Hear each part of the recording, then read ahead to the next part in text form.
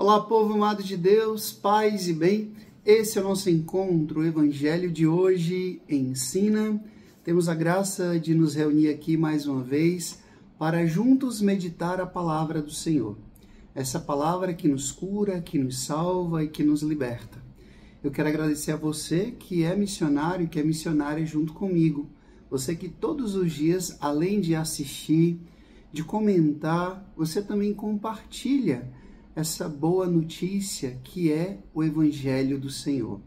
Então faça isso sempre, porque assim você me ajuda a fazer essa palavra chegar a mais e mais corações. Vamos agora ao Evangelho. Abra a sua Bíblia em Lucas capítulo 6, do versículo 12 até o versículo 19. Lucas capítulo 6, do versículo 12 até o versículo 19, que diz assim: Naqueles dias, Jesus foi para uma montanha rezar e passou a noite toda em oração a Deus. Ao amanhecer, chamou seus discípulos e escolheu 12 dentre eles, aos quais deu o nome de apóstolos. Simão, a quem impôs o nome de Pedro, e o seu irmão André, Tiago e João, Filipe e Bartolomeu, Mateus e Tomé, Tiago, filho de Alfeu, e Simão, chamado Zelota. Jesus desceu da montanha com eles e parou num lugar plano.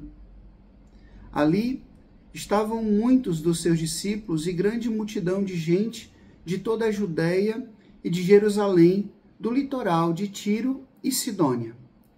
Vieram para ouvir Jesus e serem curados de suas doenças. E aqueles que estavam atormentados por espíritos maus também foram curados. A multidão toda procurava tocar em Jesus, porque uma força saía dele e curava a todos. Palavra da salvação. Glória a vós, Senhor.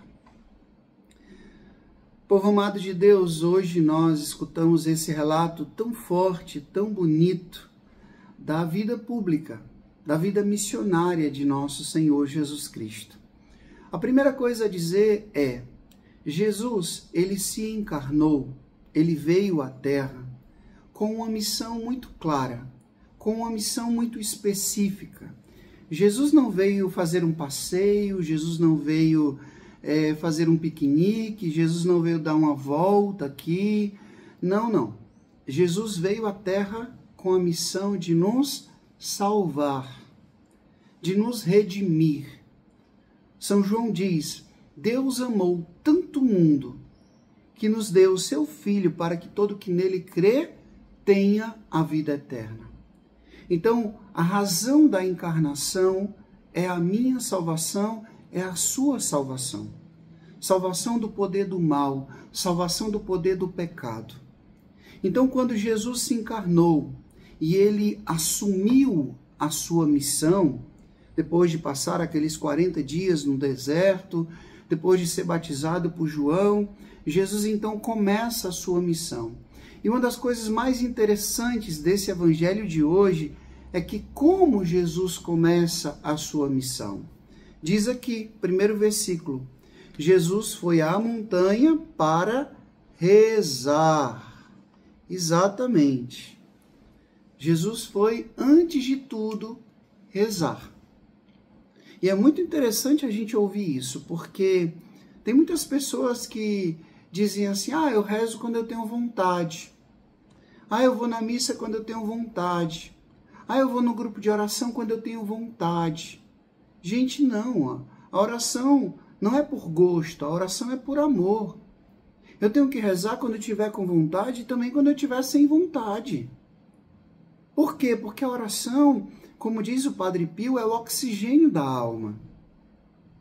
A oração é a intimidade que nós devemos ter com o Pai, assim como Jesus tinha, com o Espírito Santo, e a partir dali, a partir da oração, a gente ter clareza de qual deve ser os nossos próximos passos. É isso mesmo. Jesus, veja, ele passou a noite inteira em oração, A gente não sabe exatamente o que ele rezou, o que ele falou com o Pai, mas a gente sabe o resultado dessa oração, que foi o quê? A eleição dos apóstolos. Então eu fico pensando que Jesus disse, Pai, eu já fiz o meu retiro no deserto, eu já fui batizado por João, e agora eu preciso dar os meus próximos passos. O que eu devo fazer? Agora você vai escolher 12 homens para estar na sua companhia, para ser os seus apóstolos. Mas quais? Né? Eu fico pensando. Fulano, Cicrano, Beltrano, porque Jesus tinha 72 discípulos. E daqueles 72, quais iriam ser os apóstolos? Então eu fico pensando que Jesus ficou conversando com o Pai. Pedro, Tiago, Bartolomeu, André, João e Tiago. Eles são zangadinhos, né? Boanerges, filhos do trovão, mas eu acredito que eles serão meus discípulos, serão meus apóstolos. Então Jesus vai pensando em cada um. E Jesus também vai pensando aonde ele deve ir a partir daquele momento, a partir daquela eleição. O que ele deveria dizer para as pessoas? Gente, sinceramente falando, a nossa vida seria muito melhor se a gente rezasse mais. Se a gente tivesse mais vida interior.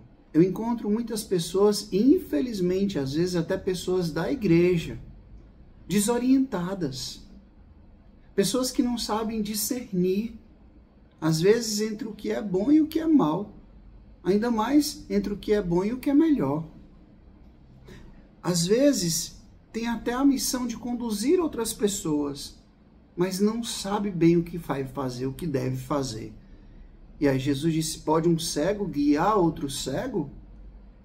Então hoje eu queria, veja, Jesus desceu da montanha, encontrou uma multidão, as pessoas que estavam endemoniadas, as pessoas que estavam enfermas, as pessoas que estavam sedentas da palavra, as pessoas que estavam desejosas de uma palavra de ânimo, de esperança. Você vai encontrar pessoas assim no seu dia a dia, no seu trabalho, no seu ambiente familiar, no seu ciclo de amizade. Você vai precisar estar em intimidade com o Pai, saber o que o Pai te orientou para dizer e para fazer. E se você não tiver tido esse momento de oração antes? É muito bonita a vida dos santos que fizeram tantas coisas. Por exemplo, Madre Teresa de Calcutá, uma obra missionária extraordinária. E uma vez uma freira chegou para ela e disse, Madre, a gente tem muito pobre para cuidar, a gente tem muita coisa para fazer, a gente podia diminuir uma hora de oração, de adoração ao Santíssimo. E Madre Teresa disse, tem muito pobre para cuidar, tem muita coisa para fazer, pois a partir de hoje não vai ser só 1 hora de adoração, serão 2 horas de adoração. Pois é. Quanto mais eu tenho que fazer coisas para Deus, mais eu preciso ser dele. Mais eu preciso estar com ele, na intimidade. A gente encontra sempre Jesus, Deus, Filho de Deus, na intimidade da oração. E você? Qual lugar a oração ocupa na sua vida? Que tempo você tira para rezar? De fato.